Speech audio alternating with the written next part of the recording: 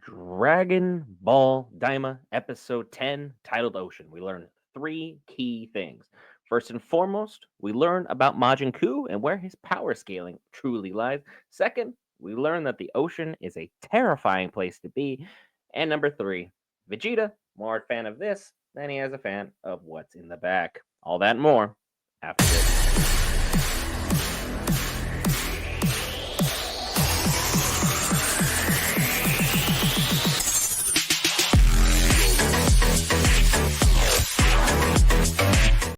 Alright, guys, Brent here back with Geek Variants. Cover all things Marvel, DC, Lord of the Rings, anime, gaming, Star Wars, and more. This time, Dragon Ball Daima, episode 10. And this was probably the most important episode, I would say, as far as Dragon Ball Daima is concerned, for a lot of continuity reasons. We had some huge backstory pertaining to both the Glins and the Mechians, as well as we kind of figure out that ultimately, right now, where things are looking, Majin Ku is not the threat that we thought he was.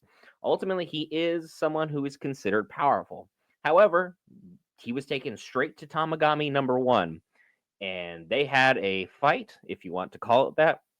Ultimately, Majin Ku has a lot of eccentric nature to him. He's someone who fights a lot like, say, the Ginyu Force. He's very eccentric, he's very dancy, he's over the top. He's just this weird dude. He's just one of one, and he ultimately goes up against Tamagami number one as the episode goes on, and basically takes literally no damage to himself, but also he gives zero damage to Tamagami number one for ultimately deciding he is just going to bow out. He's like, I can't win, I'm exhausted, and Tamagami number one never even broke a sweat.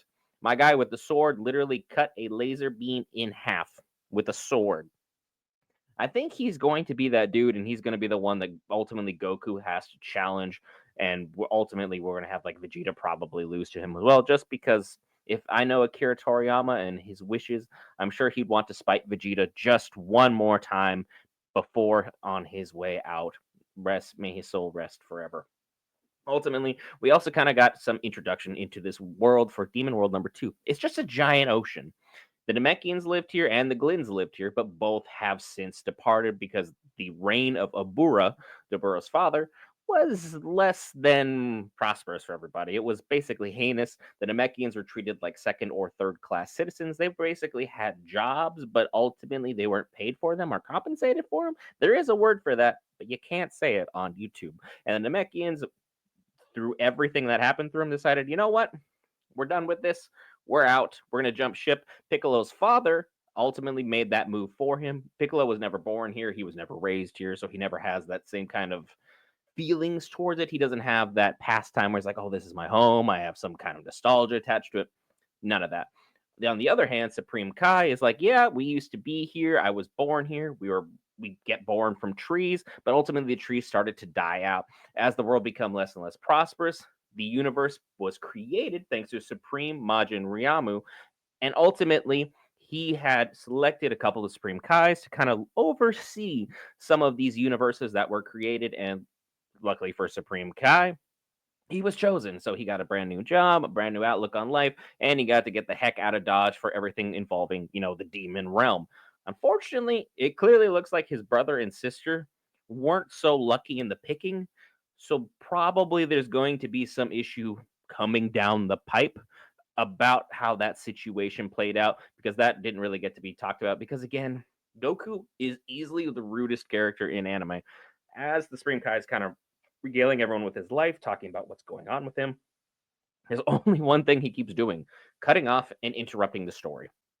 Goku is not here for exposition whatsoever. He's here to fight, and that's what he did throughout this episode.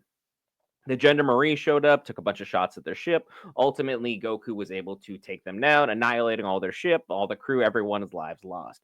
Unfortunately, this world is so crazy that if you fly too low, there are giant kraken.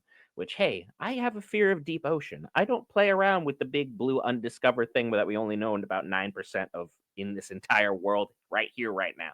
So if you're telling me there's a demon realm with an ocean, no thank you. I'm 100% out. Well, their krakens are gargantuan, which I'm assuming ours would be too if we ever found one. That ultimately it takes out the ship, and then everyone gets into a crazy situation where somehow Goku doesn't remember, hey, I have the ability for instant transmission. Pansy goes back for the Dragon Ball, doesn't really tell anybody, goes back. Goku goes ahead and pulls her out manually.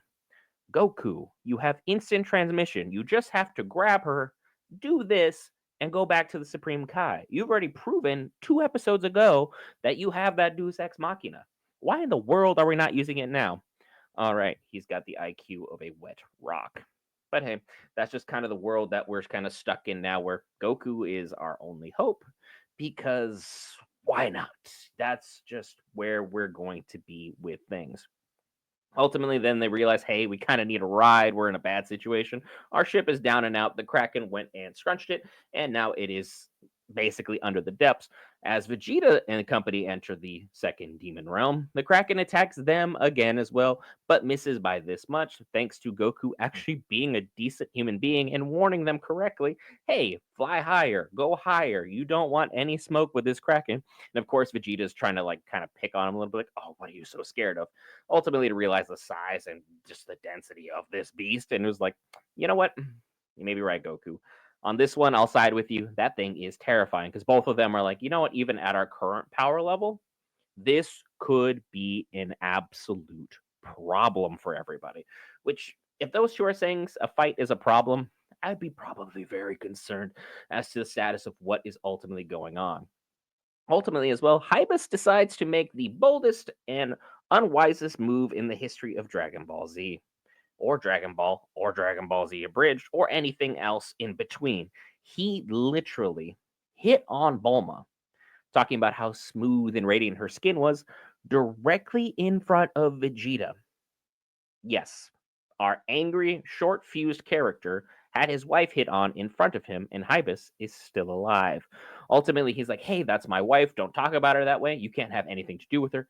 Period. There's absolutely no way that I'm going to allow this. And Hybus is like, I'm fine with the fact that she's married. Are you going to be okay with that? Which, of course, Vegeta's absolutely not okay because, as much as he loves to pretend he doesn't care, Bulma and Trunks and all of them, that is his little family unit, he cares about them passionately and deeply. Does not everybody remember the My Bulma moment where he just absolutely lost his mind and decided to fight a god of destruction because he disrespected his wife? Yeah. Vegeta don't play that.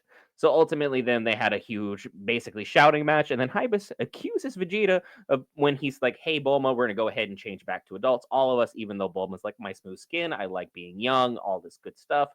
But Hybus accuses Vegeta of being someone who only wants Bulma to be an adult again because she will have, and I quote, boobs. Which, of course, Vegeta blushes because he doesn't really talk about that aspect of his personal life like that. And then just kind of gets very, very defensive. And Piccolo, of course, just kind of looks over and is like, I mean, you're not disagreeing with him, so it probably is a little bit true. Which, of course, Vegeta would then just yell at everybody to shut up and kind of get out of the way. As our crew has reunited and is now about to leave and depart out of this spot in the second demon realm, there comes the Elder Namekian right up to their ship. And that's where our episode leaves off. I'm very perplexed as to what he's going to do, what he's about, or he's going to try and be like this inner working spy in with everybody, because I think basically everyone but Gloria would buy that, because Gloria's like, hey, there's only room on the ship for one spy.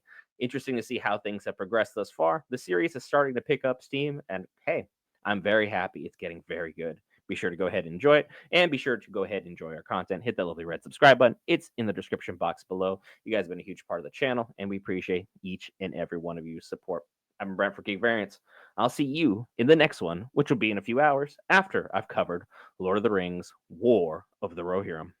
See you then.